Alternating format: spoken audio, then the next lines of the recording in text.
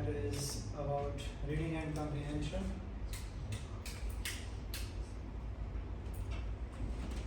Reading and comprehension के chapter में हमने कहा कि इम्पॉर्टेंट चीज़ हमारे पास क्या है कि किस तरीके से आपने सेंटेंसेस को रीड करना है, किस तरीके से आपने पैराग्राफ को रीड करना है, और फिर इसका मेन कंसर्न हमारा कम्प्रिहेंशन के साथ है, क्योंकि पेपर में हमारे पास एक पोर्शन आता है जिसमें हमें कम्प्रिहेंशन दिया जाता है, उसको आराम से पढ़ना होता है, समझना होता है, और उसके अकॉर्डिंगली हमें क्या करना होता है, उसको आंसर करना होता है। डिफरेंट टाइप ऑफ क्वेश्चन हमसे पूछे जाते हैं।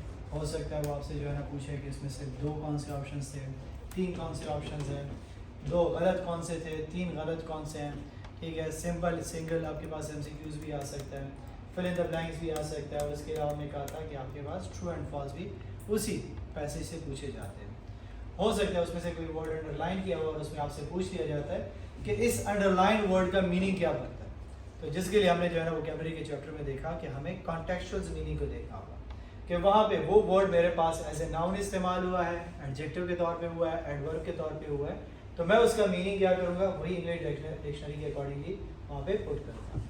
तो पहली चीज़ जब हमने कल चैप्टर के अंदर डिस्कस की उसमें हमने क्या कहा, हमने कहा कि पहली चीज़ जो है डिपेंड करता है जब आप रीडिंग करते हो तो उसमें कि वो चीज़ जो कंटेंट आप पढ़ रहे हो आपके इंटरेस्ट का है कि नहीं, वो इन्फॉर्मेशन आपके लिए क्रेडिबल सोर्स है कि नहीं जिसके ऊपर आप ट्रस्ट कर सको, ठीक है। अगर वो चीज़ आपके इंटरेस्ट की ना हो, क्रेडिबल सोर्स ना हो जिसके ऊपर आप ट्रस्ट कर सको, या वो चीज़ आपके इंटरेस्ट की ना हो, ठीक है, तो वो चीज़ हम जो है ना उस तरीके से फिर नहीं पढ़ पाते क्योंकि हमारा इंटरेस्ट नहीं होता उसमें। लेकिन इंटरेस्ट डेवलप करने के लिए इंपॉर्टेंट होना क्या है उसका, इन तमाम चीज़ों में से कोई ना कोई जो है ना एलिमेंट मौजूद होना चाहिए, तब हमारा जो है ना इंटरेस्ट लेवल उसमें ज़्यादा होगा और हम क्या करेंगे उसके बारे में मज़ीद जानने की कोशिश करेंगे। इसके बाद फर्दर आज हम जो चीज़ देखने वाले हैं दैट इज़ रिकग्निशन अंडरस्टैंडिंग, कि हमने क्या करना है कॉन्टेक्चुअल मीनिंग के साथ चलना है। अक्सर हमारे पास कुछ ऐसे वर्ड्स आ जाते हैं जिसके हमें मीनिंग की समझ नहीं आती, ठीक है, लेकिन हमें बाकी सेंटेंस की तो समझ आती है। तो हम क्या करेंगे कि सेंटेंसेस जो वर्ड्स की हमें समझ आती है हम उनके मीनिंग्स को देखते हुए उसके लिए एक सिचुएशन के अकॉर्डिंगली मीनिंग को चूज करेंगे। कॉन्टेक्स्ट से मुराद हमारे पास क्या है, सिचुएशन। जब हमने कहा कि एक वर्ड का एक मीनिंग नहीं है तो फिर सिचुएशन टू सिचुएशन वेरी करता है, वो क्या है, या वर्ब के तौर पे है, या एडवर्ब के तौर पे है, या एडजेक्टिव के तौर पे इस्तेमाल हुआ, या नाउन के तौर पे इस्तेमाल हुआ, तो उसका वो कॉन्टेक्स्ट चेंज हो रहा है कि नहीं हो रहा। तो हमने क्या करना होता है कि उसके पहले वर्ड्स उसके लास्ट वर्ड्स को देखना होगा, उससे पहले और आखिरी वर्ड जो हमें मीनिंग दे रहे होंगे, इंडिकेशन दे रहे होंगे, उसके अकॉर्डिंगली हम उस वर्ड का मीनिंग देखेंगे। अगर हमें पता चल जाता है कि यार still I am not getting it, कि यार इससे क्या मतलब बनता है, तो हम वो पैराग्राफ को रीड करेंगे। जब आप पैराग्राफ को रीड करोगे तो उससे आपको अंदाजा हो जाएगा कि अच्छा यहाँ पे ये जो वर्ड इस्तेमाल हुआ था इसका मतलब ये निकलता है। जिसके लिए मैंने आसान सी एक एग्जांपल दी हुई है, ठीक है, फेलोबेट, सेरेब्रस, ठीक है, कंसंट्रेट, बैक्टोटॉक्सिन, ठीक है। अब एक वर्ड इस्तेमाल किया हुआ है जिसके जो है ना हमें ज्यादातर चीजों का पता नहीं चलता। अब फर्स्ट क्लास में जब हम देखें तो हम कहते हैं यार मुझे तो इसमें से किसी चीज की समझ नहीं आ रही, लेकिन जब हम इसको स्प्लिट करें तो हमें कुछ चीजों की इसमें समझ आ जाती है। कंसंट्रेट्स, ठीक है, और टॉक्सिन, इन चीजों की समझ आ जाती है कि नहीं आ जाती। अब हम क्या कर सकते हैं, हम इसके अकॉर्डिंगली उसका मीनिंग निकाल सकते हैं कि नहीं निकाल सकते, कि कोई चीज ऐसी है जो टॉक्सिक है, ठीक है। अब वो क्या चीज है, आगे पैराग्राफ को जब हम पढ़ेंगे तो कहीं ना कहीं पे उसकी तरफ इंडिकेशन होगा कि कौन सी चीजें हमारे पास टॉक्सिक है। और अगर थोड़ा सा नॉलेज आपके पास मौजूद है और अगर इसमें से कोई एक ऐसी टर्मिनोलॉजी है जैसे बैक्टोटॉक्सिन है, अगर इसका पता है या फेलोबेट्स का आपको पता है, तो फिर आप क्या कर सकते हो, उसको आराम से इंटरप्रेट कर सकते हो कि नहीं कर सकते, ठीक है। तो हम क्या करते हैं, कहते हैं कि अगर हम सिर्फ रिकॉग्नाइज करना चाहते हैं तो उसके लिए तो ये टेक्निक हम करेंगे कि उसको ब्रेक करेंगे, लेकिन जब हम अंडरस्टैंड करना चाहते हैं एक चीज को तो फिर हम उसके सिंपल मीनिंग की तरफ जाते हैं। हम जो कम्प्रिहेंशन के पैसे लिखते हैं या हमारे पास जो है जो पैसेज दिया जाता है उसका पैसे हमें क्यों दिया जाता है कि आप उसको पैसे लिखो, मकसद हमारे पास यही होता है कि हम उसको आसान अल्फाज में अपनी बात को समझा सकें। तो ये एक तरीकाकार हमारे पास इस्तेमाल होता है। कहते हैं कि अगर आप रीडिंग को देखो तो ज्यादातर क्या करते हैं, रीडिंग डिफरेंट स्टाइल से लोग करते हैं, ठीक है। कोई तेजी से रीड करता है, सरसरी उस चीज को देखता रहता है, कोई जो है ना वो स्लो पढ़ता है, कि एक चीज को ढूंढ रहा होता है, समझने की कोशिश कर रहा होता है। तो पहली टेक्निक तो आपके पास ये है, जैसे मैंने आपको कहा कि पेपर के अंदर आप क्या करोगे, पहले क्वेश्चंस को पढ़ोगे, फिर उसके बाद आप क्या करोगे, पैसेज को पढ़ोगे। इससे क्या होगा, आपका टाइम सेव होगा। अगर आप क्या करते हो कि पहले जो है ना क्या कर लेते हो कि वहां पे पैसेज को पढ़ लेते हो और उसके बाद आप क्वेश्चन की तरफ आते हो और दोबारा पैसेज की तरफ जाते हो, तो आपके माइंड में एक ही बात आती है, ये मैंने आंसर कहीं देखा था, ये मैंने कहीं पे देखा हुआ था। अब आप क्या करते हो, रीडिंग नहीं कर पाते, आप सिर्फ बस उसी के पीछे सर्च में लगे रहते हो और आपको कोई भी उससे रेलेवेंट चीज मिलती है आप आंसर में लिख देते हो। बाद में जब आप देखते हो तो आप कहते हो ये तो मैंने इतनी बड़ी मिस्टेक कर दी, इसका जवाब तो यहाँ पे पड़ा हुआ। तो हमने क्या करना है, अपने टाइम को सेव करना है, जिसके लिए एक टेक्निक आपके पास क्या है, स्किमिंग स्ट्रेटजी, कि आप क्या करो, स्किम करो। स्किम बेसिकली कहा जाता है कि जैसे आप मक्खन के ऊपर से लेयर को हटाते हैं, ठीक है, तो इसको हम कहते हैं स्किमिंग। तो यहाँ पे जब आप रीडिंग कर रहे हो तो आप स्किमिंग के थ्रू जाओगे, आप उसकी जो है ना मेन बातों से उसको पिक करोगे, मेन कीवर्ड्स उसमें कौन से इस्तेमाल हुए। जब आप अखबार को देखते हो तो क्या करते हो, स्किमिंग ही कर रहे होते हो, अखबार को देखते हो जी अच्छा मैच में ये हुआ, ओहो ये तो मैच का जिक्र है, चलो जी देख लिया मैंने। फिर वहां पे देखते हो जी जो है ना पाकिस्तान से लोग जा रहे हैं, आप कहते हो ये मेरे काम का नहीं है। फिर दूसरी बात है जी महंगाई हो गई, ये रूटीन की बात है। फिर वहां पे आप देखते हो जी रिलीफ ऐलान किया गया है स्टूडेंट्स के लिए, आप डायरेक्टली कहते हो अच्छा इसमें क्या लिखा है, रीड करना शुरू करते हो कि नहीं करते। सो आप स्किम के थ्रू चल सकते हो, जिसमें मैंने क्या कहता है कि skimming is required when there are lengthy materials to go through, there is time limitation and there is too much information. कि पेपर में अगर आपको एक शॉर्ट सा पैसेज दिया गया है 500-600 वर्ड्स का, तो फिर वो इजीली पढ़ा जा सकता है। लेकिन अगर वो 700-800 वर्ड्स का है तो फिर वहां पे आपका टाइम बहुत ज्यादा स्पेंड होगा। अब आप उसको जो है ना वो बिल्कुल स्लो पेस पे नहीं पढ़ सकते, आप उसको क्या करोगे, आप उसको स्किप करोगे, आप उसको क्विकली एक ओवरव्यू देते जाओगे, उसमें से जो मेन बातें होंगी आप उसको सिर्फ अपने पास नोट करते जाओगे एंड उसके बाद आप क्या करोगे, क्वेश्चंस की तरफ मूव करोगे। सो कहते हैं कि जैसे for example skimming through the newspaper headlines, ठीक है। फिर हमने क्या कहा, are you able to read the following statement, इसको तेजी से पढ़ें, पढ़ सकते हो। I shouldn't make an effort to understand what is in this report. ठीक है, आप स्लो इसी को पढ़ो, नहीं पढ़ पा रहे, ठीक है। तो सेम हमारे पास वहां पे भी होता है कि जहां पे हमारे पास इस किस्म का टेक्स्ट होता है जिसके आपको उस तरीके से जो है ना स्लो पढ़ने से आपको समझ नहीं आती, हम उसको स्किम करके जाते हैं। अब आपके पास वहां पे पैसेज दिया हुआ है, उसके बारे में आपको नो हाउ नहीं है, लेकिन जब आप उसको क्विकली गो थ्रू करोगे तो आपको ज्यादा बेहतर समझ आएगी। अगर आप उसको जो है ना इन डेप्थ जाओगे तो फिर आपको उसमें से ऐसे अल्फाज निकल आएंगे जो आपका माइंड जिसके ऊपर स्टक हो जाएगा।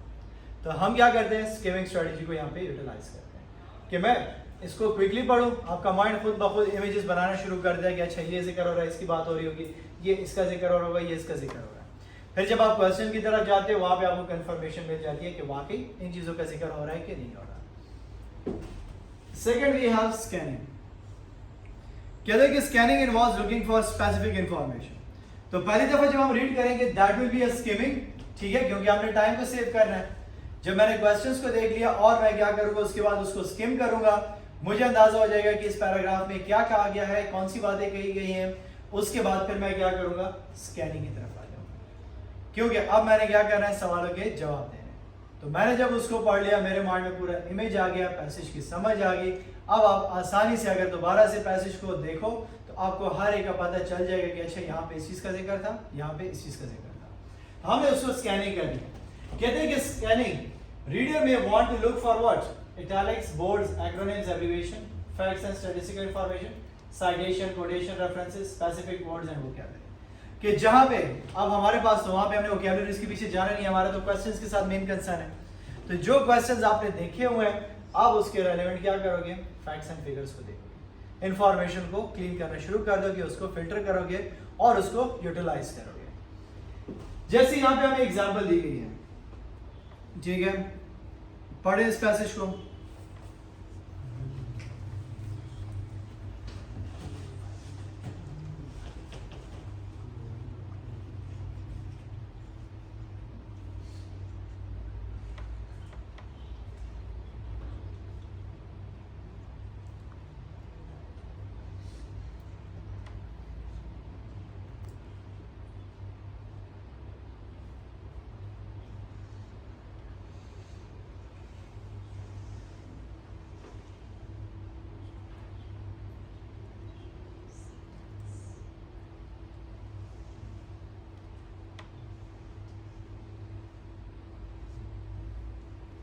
पढ़ लिया?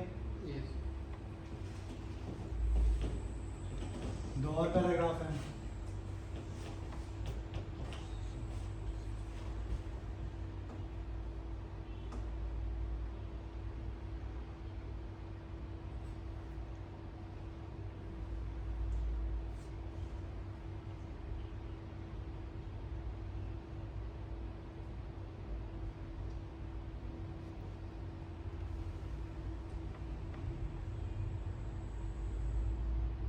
पढ़ लिया।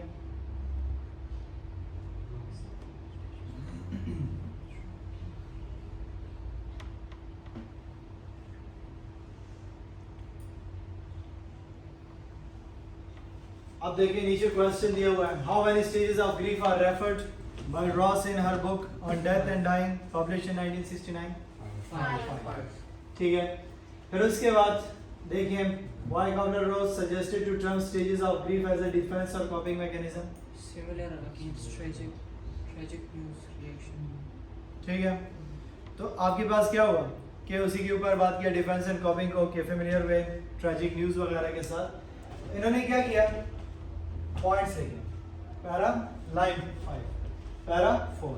अगर आप ओल्ड टेक्निक के थ्रू जाते हो, ठीक है, जैसे आपके पास जो है ना पुराना तरीके का था जिसमें आप क्या करते थे कि आप जो है ना पहले पैसेज को पढ़ते थे, फिर क्वेश्चंस पढ़ते थे, ठीक है, फिर आप उसके बाद दोबारा आते थे, तो उसके लिए फिर आपके पास बेस्ट ऑप्शन क्या था कि आप जो है ना हर एक पॉइंट को हाईलाइट करते हैं। लेकिन पेपर में तो आपके पास हाईलाइट का ऑप्शन नहीं है ना, क्योंकि कंप्यूटर की स्क्रीन है। लेकिन यहाँ पे जब आपके पास तरीक़ाकार आप करोगे, जब आपने क्वेश्चंस को पढ़ लिया, अब आप क्या करोगे, जब पैसेज को रीड करोगे तो अपने पास वहाँ पे पेज आपके पास होता है, उसके ऊपर आप 1 para number 2 paragraph 3 paragraph 4 line number 3, जब अपने पास वो सारी चीज़ें लिखोगे कि कौन कौन सी बातें कहाँ पे मुझे नज़र आई हैं, फिर जब आप क्वेश्चन के साथ कंपेयर करोगे आप उसको इजीली पिक कर सकते हो कि नहीं कर सकते। That was a scanning method, कि आपने वहाँ पे उसको देखा, स्कैन किया, उसमें से जहाँ पे जो चीज़ आपको रेलेवेंट सवालों में नज़र आती गई, आपको सवाल तो याद नहीं है लेकिन वो रेलेवेंट बातें तो याद आ रही होती है ना कि अच्छा ये बात कहीं पे हुई है, इसके बारे में सवाल था, इसके बारे में सवाल था। आप डायरेक्टली जब उसको मार्क करते जा रहे हो, जब आप इसके बाद MCQs की तरफ आते हो, आपके पास वो सारा पॉइंट पड़ा होता है, पेज को देखो, अच्छा इस पैराग्राफ में इससे रेलेवेंट बात थी, इस पैराग्राफ में इससे रेलेवेंट बात थी। So that is another technique जो हम इस्तेमाल करते हैं। फिर हमारे पास एक और टेक्निक है टेक्स्ट प्रीव्यू।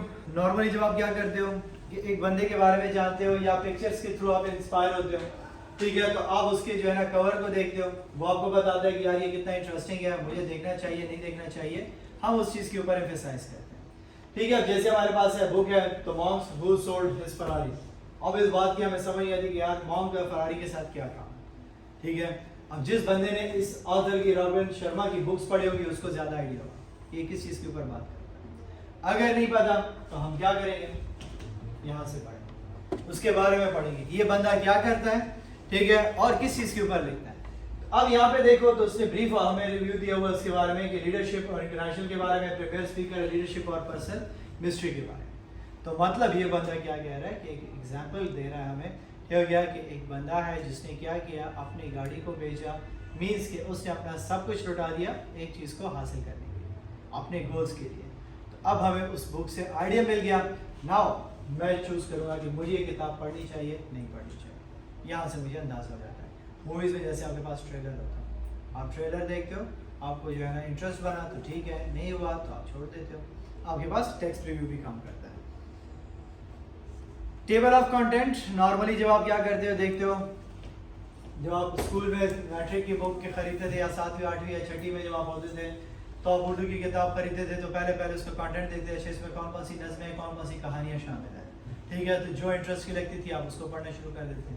तो आप दूसरे तरीके का ये कर सकते हो कि आप उसको कंटेंट देखो, कंटेंट आपको किस चीज़ के बारे में बता रहा है, अगर आपके इंटरेस्ट की चीज़ उसमें शामिल है आप उसको रीड करना शुरू कर दोगे, जो चीज़ रेलेवेंट नहीं होगी, इंटरेस्टिंग नहीं लगी, आप उसको स्किप कर सकते हो।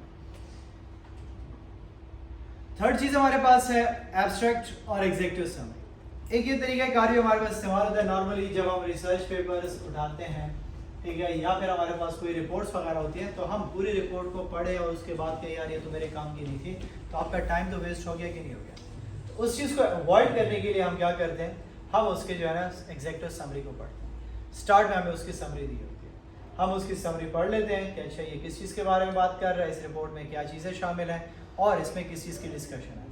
अगर आपसे रेलेवेंट हुई आप उसको कंटिन्यू कर लोगे, रिपोर्ट को देख लोगे, रेलेवेंट ना हुआ, इंटरेस्ट ना हुआ, आप उसको स्किप कर देते हो। एक और टेक्निक हम नॉर्मली यूज करते हैं, ठीक है, जो है ना समरीज लिखने के लिए, जो हमारे पास क्या होती है वो ये है कि आप फर्स्ट और लास्ट पैराग्राफ को पढ़ो, ठीक है, पहला वर्ड पढ़ लिया, पहला पैराग्राफ पढ़ लिया, आखिरी पैराग्राफ पढ़ लो, आपको समझ आ जाती है।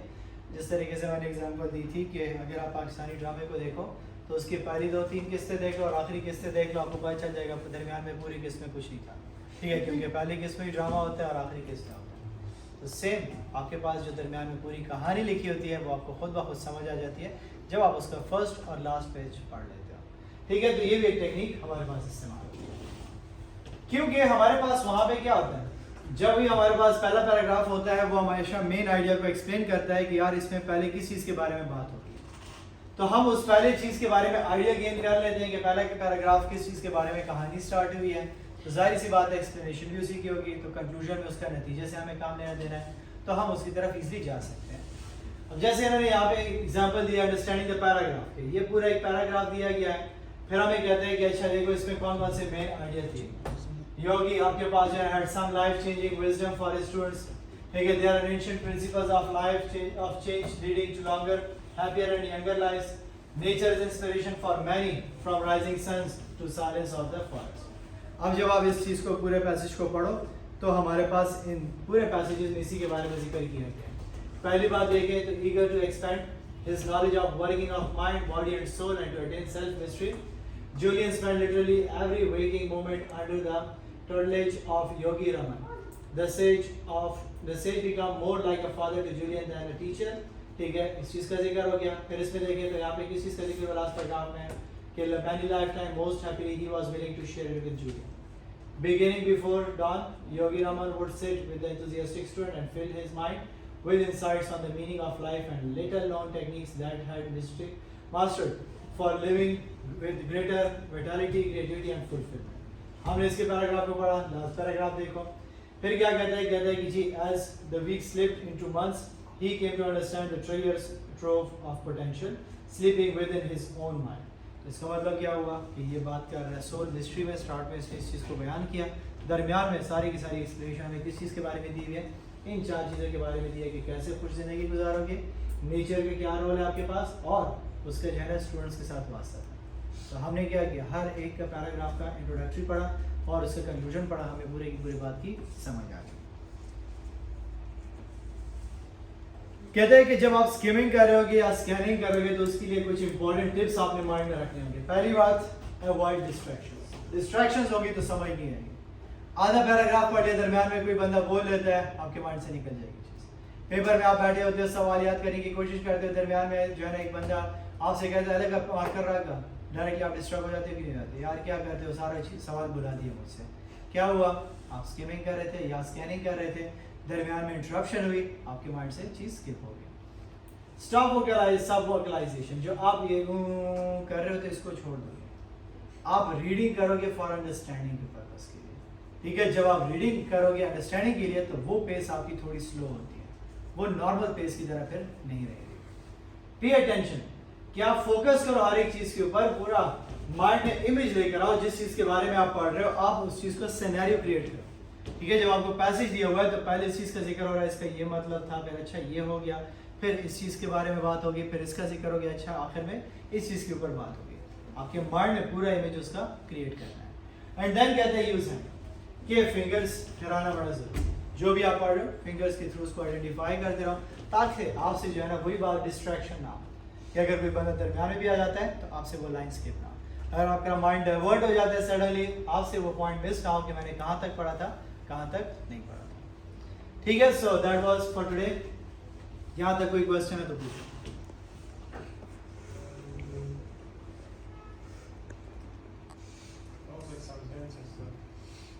ये जब हम पैराग्राफ की तरफ जाएंगे तब समझ आएगी, ठीक है। टॉपिक सेंटेंस पैराग्राफ में हमारे पास जो पहला पैराग्राफ होता है हमेशा नए आइडिया के बारे में बात करता है, ठीक है, किसी ना किसी आइडिया के ऊपर बात करता है। जैसे टेलीविज़न के फ़वाइद, तो पहले होता था टेलीविज़न किसने बनाया, कहाँ बना, दूसरा पैराग्राफ में लिखा होता है टीवी के फ़ायदे मदरजेल हैं, अगले में लिखा होता है टीवी के नुकसान हैं। तो हर एक पैराग्राफ पे इंट्रोडक्शन है कि नहीं, दिस इज टॉपिक सेंटेंसेस। और कोई क्लियर है? सो ये पढ़ गया ना आज, ठीक है। कोई भी क्वेश्चन होगा तो इंशाल्लाह फिर इसको डिस्कस करेंगे।